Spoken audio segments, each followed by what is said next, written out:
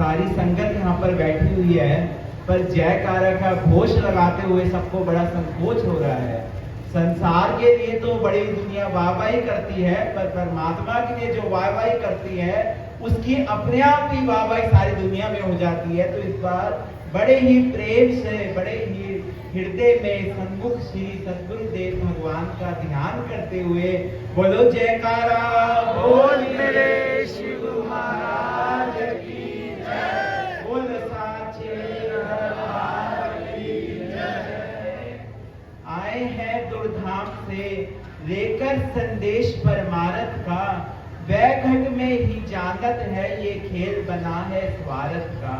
नहीं किसी के बंधन में बनते, देते ज्ञान परमारथ का। आए हैं दुर्धाम से लेकर संदेश परमारथ का। हमारे श्री सद्गुरुदेव भगवान जी इस धरती पर तेरी ने अवतार लिया और सारी दुनिया को अपना ही बनाकर चले गए। यहाँ पर उन्होंने आकर ऐसा तप किया कि आज हम सब एकत्रित हुए हैं। और तप किसके लिए किया? हम सबके कल्याण की खातिर तप किया कि हम सब रूहों को ठंडक मिले। किसी ने लिखा है कि तपते हैं वो और ठंडक पाती है दुनिया। लू जेठ की गर्मी में वो चैन ना पाते हैं, चैन पाती है दुनिया। और सबकी खुशियों के लिए सब कुछ कुर्बान करते हैं वो, और भक्तों को मालो मार करके रहमत से निहाल करते हैं। महापुरुष सदा सदा रहमतों से निहाल करने के लिए आते हैं। हम सब जीवों के ऊपर उपकार किया है, ऐसा हमें बनाया है कि आज हम गर्व से कहते हैं कि हम नंगरी वाले के बच्चे। उन्होंने यहाँ पर तप किया 13 साल तक, इस छोटी सी गुफा में बैठकर। किसी को 13 मिनट 13 सेकंड गर्मी में बैठना पड़े तो उसका जी घबराने लगता है। एकदम से कहता है मेरा जी घबरा रहा है, घबराहट हो रही है, मुझे पानी चाहिए। मेरे प्रभु ने तो सब कुछ त्याग दिया, सब कुछ त्याग कर, अभी महात्मा जी ने बताया कि सब कुछ त्याग दिया उन्होंने, अन्न जल सब कुछ त्याग किया। और उन्होंने क्या किया? सिर्फ तपस्या की। आज वही तपस्या का फल हम सब पर है कि हम सब पर उनका रंग चढ़ा हुआ है। हम उनकी ही करी हुई करनी का आज हम अपने जीवन में सफल बना रहे। उन्होंने हमसे क्या मांगा कि भक्ति कर दो। अगर हमने वो भी ना करी तो यहाँ पर आना किस बात का आना। उन्होंने हमें क्या राह दिखाई? नाम की दीक्षा देकर नौका पर बिठा दिया। वो नौका पर बिठा भी दिया और समुद्र से पार भी करा दिया। पर हम अगर ना उसे समझे तो फिर हमारी भूल। जब श्री जुगल जोड़ी महाराज जी सतगुरु नगर से जब उन्हें साधु वेश दिया श्री सतगुरुदेव भगवान ने, तो उनकी आयु बहुत छोटी थी। उनकी आयु छोटी थी तो गुरु महाराज जी ने साधु वेश देखकर ही उन्हें प्रचार पर भेज दिया। साथ में उनकी माता जी को भी आज्ञा दी कि आप भी प्रचार करने के लिए साथ में जाओ। जब माता जी साथ में गई तो सोच रही थी कि इन दोनों लड़कियों को क्या आएगा, इनकी आयु भी छोटी है, इनकी क्या आएगा।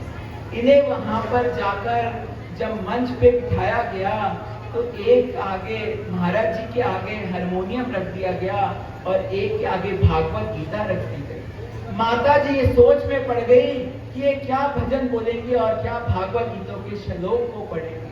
पर श्री गुरु महाराज जी का ऐसा आशीर्वाद था, जब उन्होंने पढ़ना शुरू किया और जब उन्होंने कीर्तन किया तो सारी दुनिया देखती रह गई। वो आशीर्वाद मेरे प्रभु का था, मेरी प्रभु की वो रहमत थी, प्रभु की वो कृपा। वो कृपा उसके ऊपर बरसती है जो प्रभु के ऊपर समर्पण हो जाता है। समर्पण होना शब्द बहुत आसान है। हमारे ऊपर छोटा सा दुख आता है तो हमें बहुत कष्ट होता है। हम कहते हैं प्रभु आपने हमारे साथ ऐसा क्यों किया। अगर खुद हम और हमारे भगवान ने हमारे लिए क्या क्या किया, क्या क्या उपकार किए, वो हम सब भूले बैठे। एक छोटी सी घटना है कि एक दिल्ली के भगत जी जा रहे थे मेरठ की तरफ। रास्ते में उन्हें किसी ने हाथ दिया और गाड़ी रोकी। घेरे वस्त्र थे, महात्मा के रूप में थे। भगत जी ने उन्हें गाड़ी में बिठा दिया। उन्होंने पूछा भगत जी से, महात्मा जी ने, कि आप कहाँ जा रहे हैं? वो कहने लगे कि मेरठ जा रहा हूँ, 10 साल से कोर्ट कचहरी के चक्कर काट रहा हूँ, मेरा केस है जो चल रहा है, वो केस खत्म नहीं हो रहा है, वो केस खत्म किसी तरह से हो जाए, ये मैं चाहता। उन्होंने कहा कि आपको आज आपका केस भी खत्म हो जाएगा और आपके हक में सुनवाई होगी, ये हम पक्का कहते हैं। उन्होंने पूछा, ठीक है, आप कह रहे हो तो पक्का होगा। और बाद में कहा कि एक वादा करो कि वापसी में जब केस खत्म हो जाएगा तो नंगली साहब मेरठ से कुछ थोड़ी दूरी पर है, आप आकर जरूर दर्शन करना। उन्होंने पूछा, वहां पर मुझे किससे मिलना होगा? उन्होंने कहा, स्वरूपानंद जी से मिल, आप कह देना स्वरूपानंद जी से मिलना। अब भगत जी कभी नंगली साहब नहीं गए थे, कभी गुरु महाराज जी को नहीं देखा था, कभी गुरु महाराज जी को कुछ जानते नहीं थे। जब वो कचहरी में पहुंचे तो उनका वकील सामने खड़े होकर उन्हें क्या कहता है कि आपके जो 10 साल से आपका जो केस चल रहा था, आज अचानक ही जज को पता नहीं क्या हुआ, आपके हक में सुनवाई भी कर दी है और आपको केस से मुक्ति भी मिल गई। तो ये सुनकर हैरान हो गया और पसीने पसीने होकर खड़ा हो गया कि मुझे कौन आज दिव्य शक्ति मिली थी और कौन वो था। उसने सोचा, मैंने वादा किया था, मैं नंगली साहब जाना है। नंगली साहब जाकर सबसे पूछा कि स्वरूपानंद जी कौन है, स्वरूपानंद जी कौन है। पूछते पूछते श्री मंदिर तक पहुंच गया।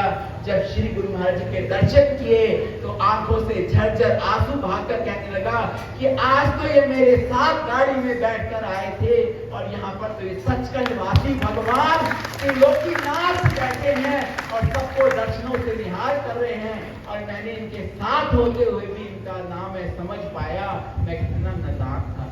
ये मेरे श्री गुरु महाराज जी की महिमा है। छोटे शब्दों में बयान करते हुए मैं ज्ञानी को व्यायाम देता हूँ और उनकी जो कृपा रहमत हम सब पर बरस रही है उसे हम संभालें और अपना जीवन सुखमय बनाए। बोलो जयकारा, बोल मेरे श्री गुरु महाराज की जय, बोल साचे दरबार की जय। बड़े प्यार से श्रवण किया अभी आपने स्वामी ब्रह्म ज्ञानानंद जी को, और मैं निवेदन कर रहा हूँ सतगुरु दयाल मंदिर के परमाध्यक्ष ब्रह्म संध्य स्वामी दयाल दयानंद जी महाराज से 5-7 मिनट के लिए, क्योंकि वो भी अपना कार्यक्रम दिल्ली का निवृत्त करके आए हैं। जैसा कि श्रद्धेय स्वामी ब्रह्मानंद जी महाराज ने बताया, 2 अक्टूबर को उनका भी अपना कार्यक्रम होता है और यहाँ के प्रति उनका प्रेम, उनका समर्पण आप देख रहे हैं। आधी रात्रि के पश्चात यहाँ पर पहुँचे हैं तो उनकी हाजिरी, उनकी उपस्थिति भी जरूरी है। सुनते हैं परमादरणीय दयाल दयानंद जी।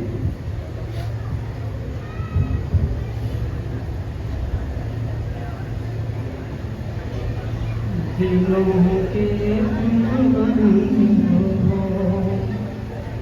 हे प्रभु राखने मैं देने मति मंद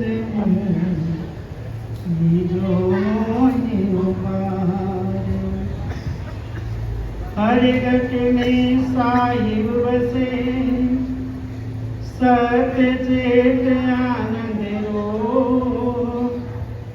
अनेक बार वंदन करूं महिमाया गाने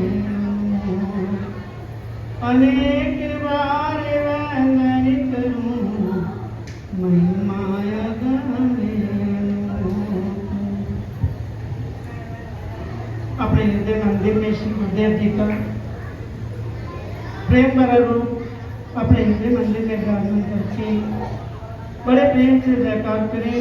बोलो जयकारा, बोल मेरे श्री गुरु महाराज की जय, बोलो साचे दरबार की जय, बोलो श्री नगरी निवासी भगवान की जय।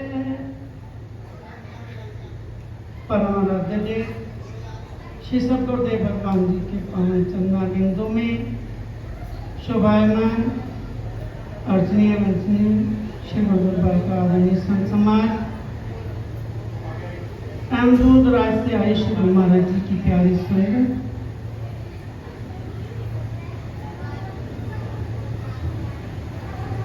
हम कितने सौभाग्यशाली जीव हैं